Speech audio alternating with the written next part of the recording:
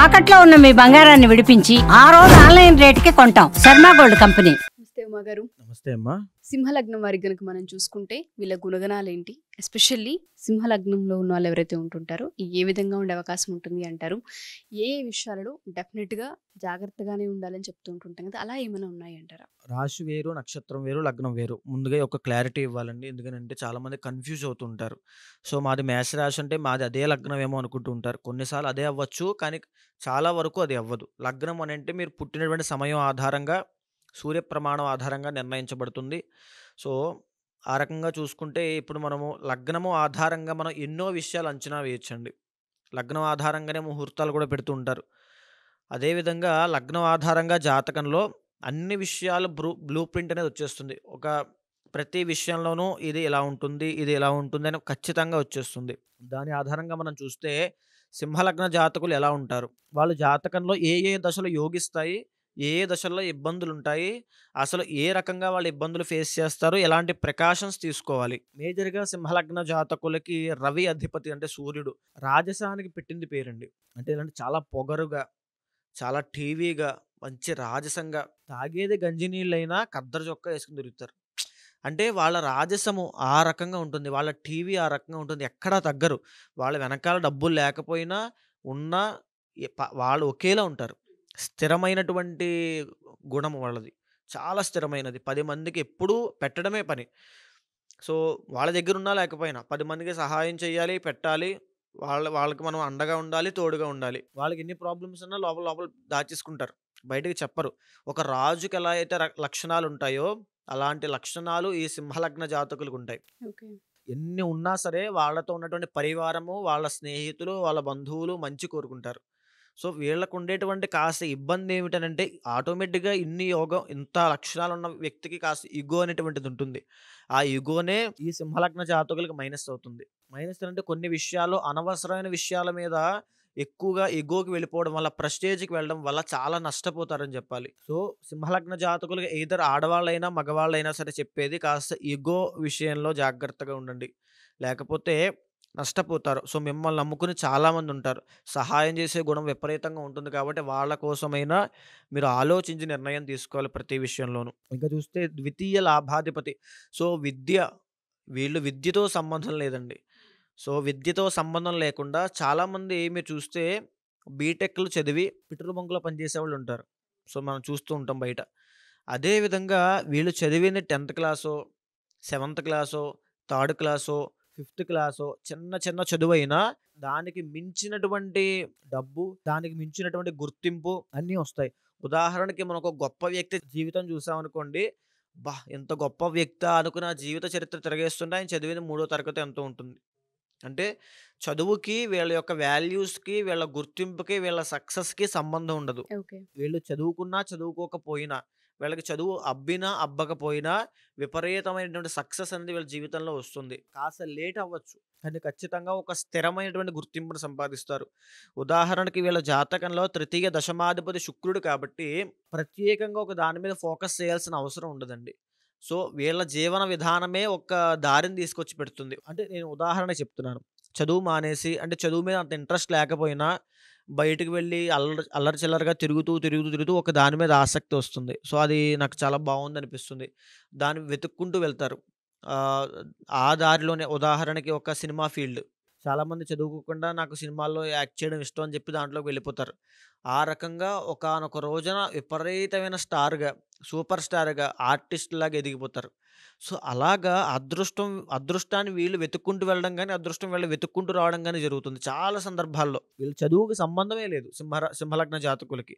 అదేవిధంగా real estate రంగం అండి. రియల్ ఎస్టేట్‌లో గనక వీళ్ళు డబ్బులు పెట్టుబడి పెట్టగలిగితే, ఎందుకంటే వీళ్ళకి కుజుడు మహారాజయోగ కారకుడవుతాడు. రియల్ ఎస్టేట్ రంగంలో పెట్టగలిగితే ఒక గొప్పదైనటువంటి మార్పుల్ని, ఒక దిగ్గజంలా ఎదిగిపోతారు. అంటే ఇంక వెనక్కి తిరిగి చూసుకోవాల్సిన అవసరం ఉండదు. వీళ్ళు రావడం ఒక కారులో తిరగడము. అంటే ఏంటంటే చాలా షార్ట్‌కట్ అండి. వీళ్ళ జీవితం గూడా చాలా షార్ట్‌కట్‌లో వెళ్ళిపోతుంది అలా పైకి. ఎలా వెళ్ళిపోతుందో కూడా తెలీదు. అంటే ఆ రకంగా అదృష్టం అనేది సింహలగ్న జాతకులకి కెరీర్ పరంగా ఉంటుంది. సో వీళ్ళు రియల్ ఎస్టేట్ అవ్వచ్చు, ఒక కొత్త కంపెనీస్‌ని మ్యానుఫ్యాక్చర్ చేయడము, లేదా కొత్త స్టార్టప్ కంపెనీస్ పెట్టి సక్సెస్ కొట్టేయడము, ఉదాహరణకి ఒక కొత్త యాప్ పెట్టి అప్లికేషన్‌ని ఇన్‌స్టాల్ చేసి లేకపోతే డెవలప్ చేసి దాని ద్వారా సక్సెస్ కొట్టిన వాళ్ళు. చిన్న చిన్న కంపెనీస్ పెట్టి దాన్ని పెద్దగా డెవలప్ చేసి ఎన్నో బ్రాంచుల కింద, ఫ్రాంచైజీల కింద ఇచ్చి అపారమైన కోటీశ్వరుల కింద అయిన వాళ్ళు ఈ సింహలగ్న జాతకులు ఎక్కువగా ఉంటారు. ఓకే. వాళ్ళకున్నటువంటి తెలివితేటల మీద ఫోకస్ చేస్తే చాలు. ఇంకేం అవసరంలా. వీళ్ళకి కెరీర్ పరంగా చాలా ఎక్సలెంట్‌గా ఉంటుందండి. ఇంకా చెప్పేదేంటంటే వ్యవసాయము. వీళ్ళు వ్యవసాయం చేసినా విపరీతం కోట్లు సంపాదిస్తారు. వ్యవసాయం బావుంటుంది. రియల్ ఎస్టేట్ రంగం చాలా బావుంటుంది. తరువాత కన్‌స్ట్రక్షన్ ఫీల్డ్ అపారంగా సంపాదిస్తారు. తర్వాత మ్యానుఫ్యాక్చరింగ్ యూనిట్స్ చాలా బావుంటాయి. స్టీల్ వ్యాపారం, మెటల్స్‌లో స్టీల్ వ్యాపారం బ్రహ్మాండంగా ఉంటుంది. ఆర్నమెంట్స్ అండి. అంటే జ్యువెల్లరీ షాప్స్ చాలా బావుంటాయి. బంగారం వ్యాపారము, లగ్జరీ కార్స్, లగ్జరీ వెహికల్స్ సంపాదించి దాంట్లో తిరగడము, అది వ్యాపారంగా చేయడము. అపారమైన తిరుగు లేకుండా వీళ్ళ జీవితంలో ఎదిగిపోతారు. తరువాత సింహలగ్న జాతకులు పొలిటికల్ కెరీర్ అనేది విపరీతంగా ఉంటుంది.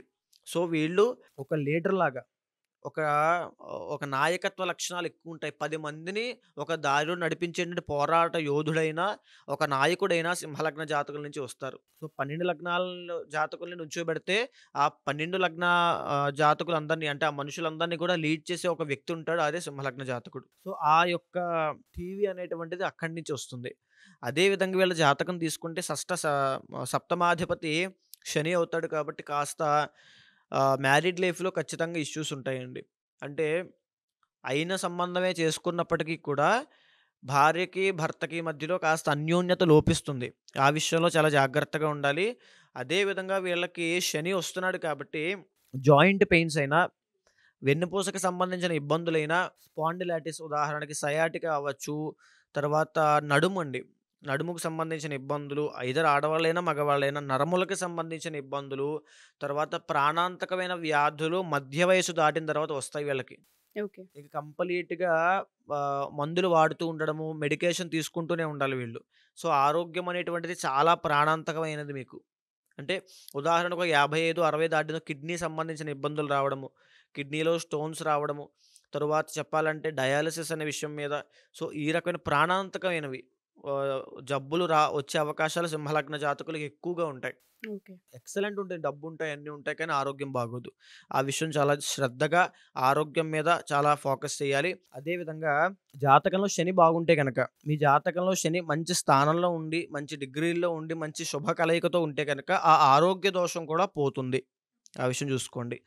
అదే విధంగా చెప్పాలంటే ఈ సింహలగ్న జాతకులకి భాగ్యాధిపతి కుజుడవుతాడు కాబట్టి దైవ క్షేత్రాలకి డబ్బులు ఖర్చు పెట్టడము, తీర్థయాత్రలకి, దాన ధర్మాలకి, అన్నదానాలకి, వస్త్రదానాలకి విపరీతంగా పెడతారు. వీళ్ళు కనుక బాగుంటే 10 మంది బాగుంటారు. వీళ్ళు పెట్టే చెయ్యే. ఒకళ్ళ దగ్గర ఆశించే చెయ్యి కాదు. 10 మందికి పెట్టే చెయ్యి. అదే విధంగా వీళ్ళకున్న మైనస్ ఏంటో చెప్తానండి. డబ్బులు రూపాయి నిలబడదు. ఎప్పుడు వచ్చిన డబ్బు అలా దానాలకి, ధర్మాలకి ఖర్చు పెట్టడము ఒక మైనస్. మనసు నిలకడ ఉండదు. ఉదయం ఒక ఆలోచన, మధ్యాహ్నం ఒక ఆలోచన, వాళ్ళకేంటి, వీళ్ళకేంటి, నాకేంటి అనేటువంటి ఆలోచనలు వీళ్ళని చంపేస్తూ ఉంటాయి లోపల. ఒక బయటికి కనిపించిన యుద్ధం లోపల చేస్తూనే ఉంటారు. బాధ.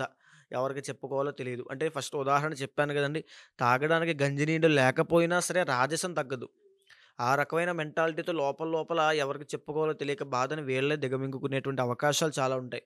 సో, వీళ్ళకి చంద్రబలం అనేటువంటిది ఉండదు జాతకంలో. అదే విధంగా జాతకంలో చూస్తే పంచమ స్థానము, అష్టమ స్థానానికి అధిపతి అయినటువంటి గురుడు కాబట్టి వీళ్ళకు మగ సంతానం కలిగిందంటే వీళ్ళ యొక్క పరపతిని, పేరుని, వంశాన్ని కంటిన్యూ చేసేటువంటి అబ్బాయి పుట్టాడంటే వీళ్ళకి అదృష్టం పడుతుంది. ఉదాహరణకి ఆ అబ్బాయి ఏ మూలా నక్షత్రమో లేకపోతే ఉత్తరాషాఢ నక్షత్రంలో కనుక జన్మిస్తే చాలా పవర్‌ఫుల్‌గా ఉంటాడు. సో, ఆ విషయం చూసుకోవాలి. ఆ మగ సంతానం ఉన్నటువంటి అబ్బాయిలు వాళ్ళ జాతకం చూపించుకొని వాళ్ళకి కనుక ఏమైనా ఇబ్బందులుంటే తొలగించుకుంటే ఎక్సలెంట్‌గా ఉంటుంది. వీళ్ళ జాతకం కూడా ఎక్సలెంట్ అండి. సో, మనం చూస్తాం అంటే కొంతమంది సాధారణంగా బ్రతకరు వాళ్ళు. పుడతారు, చనిపోతారు. కానీ కొంతమంది మాత్రము ఒక హై లెవెల్‌లో బ్రతుకుతారు. పదవులు, పేరు, ప్రఖ్యాతలు, పరివారము, కార్లు, బంగ్లాలు, ఇల్లు ఈళ్ళు నడిచొస్తుంటే 10 మంది ఎనకాల రావడము. ఈ రకమైనటువంటి అదుంటుంది. టీవీ రాజసం ఉంటుంది. అదంతా సింహలగ్న జాతకులే. వాళ్ళ జాతకంలో కలిసొచ్చేటువంటి అంశం ఏంటంటే కుజుడు. వీళ్ళకి జనరల్‌గానే రుచిక మహాపురుష యోగం పట్టే అవకాశాలు చాలా ఉంటాయి. అంటే ప్రధానమంత్రి నరేంద్ర మోడీ గారికి పట్టినటువంటి జాతకం. ఆ రకమైన యోగము. అంటే ఆయన చూస్తే డైరెక్ట్‌గా ఒక రకమైనటువంటి స్థాయికి వెళ్ళిపోయాడండి ఆయన. ఆయన చెప్తారు ఎమ్మెల్యే అవ్వకుండా సీఎం అయ్యారు. తర్వాత ఎంపీ అవ్వకుండా ప్రైమ్ మినిస్టర్ అయ్యారని. అంటే రుచక మహాపురుష యోగం గురించి స్టడీ చేస్తే ఫస్ట్ ఆఫ్ ఆల్ వచ్చేటువంటి ప్రధానమంత్రి నరేంద్ర మోడీ గారి జాతకమే. అలాంటి రాజసం ఉన్నటువంటి జాతకము, అలాంటి తిరుగులేనటువంటి కేపబిలిటీ ఉన్న జాతకము సింహలగ్న జాతకము. సో, అలాంటి యోగాలు వీళ్ళకుంటే చాలా పవర్‌ఫుల్ పీపుల్ వీళ్ళు. జాగ్రత్తగా ఉండాలి వీళ్ళతో. వీళ్ళు కనుక కుజుడికి సంబంధించి కొన్ని ప్రత్యేకమైన పూజలుంటాయండి. అంటే ఆ పదవి కాంక్షించేవాళ్ళు, ఆ పవర్ కావాలనుకునేవాళ్ళు, ఆ రకమైనటువంటి రాజసం కావాలనుకునే వాళ్ళకి కొన్ని ప్రత్యేకమైన పూజలున్నాయి. వీళ్ళ యొక్క లగ్నానికి చెప్పబడ్డాయి. ఆ పాశుపతాలకి, ఆ అమ్మవారికి కొన్ని ఉపాసనలున్నాయి. ఆ భైరవి ఉపాసన కొన్నున్నాయి.